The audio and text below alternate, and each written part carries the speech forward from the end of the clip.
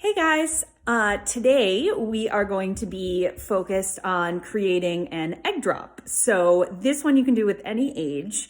You can get a little bit more into the physics of it if you have an older child, but just for the fun of it, you can do and talk about how can you make an egg drop from a high height and have it land safely. So remember, it's a raw egg, so you have to make sure that it is well protected and that it lands safely.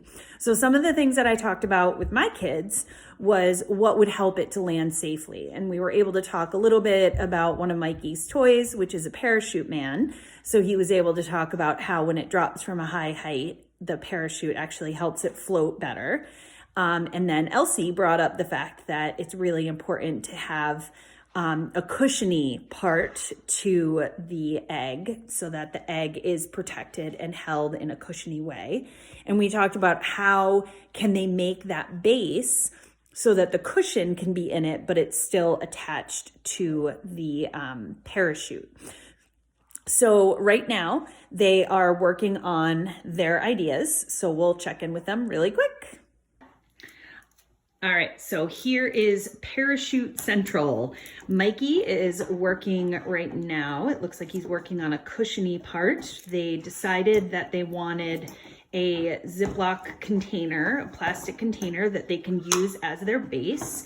And we were lucky that in their toy room, they had actually a plastic egg, so we can use that to kind of help us figure out sizing. They decided they wanted some string. For their cushion, it looks like they are using some tissue, and Elsie is working on the base so that they can connect the parachute to the container. And not to be forgotten, Angela is working over here. She is working on what the parachute will look like. So we'll check back in with them in a little bit once we start to put it all together. All right, so Elsie and Mikey came up with their first attempt at their parachute egg drop. So what's happening in this, you guys? What do you got? So the parachute is going to drop and hold all of this. This is where the egg is going to go. Okay. And we put tissues all around it to make sure it would stay, it wouldn't crack. Okay. And then we put the cardboard on the bottom, because we're not allowed to put hole punches in this because we could use it for school lunches and stuff. So we put the cardboard and then put some holes in it, and we use some of this really cool yarn that stays together. Okay, awesome. Okay, so one of the first things that a scientist is always taught is that trial and error is very important, and that there are many, many times that scientists have to go through and try out their experiments before they get an answer that they want. So with this first prototype that Mikey and Elsie have, we are going to test it out, but we're only going to test it out inside just so that they can see how it lands and see if there are any changes they want to make. Then we'll try it again. And then once they're happy with whatever they have come up with and the final result, we will then actually try it out with an egg. Because if you're like me, especially during this time of the coronavirus pandemic and being stuck in your home, you don't want to be wasting too many eggs.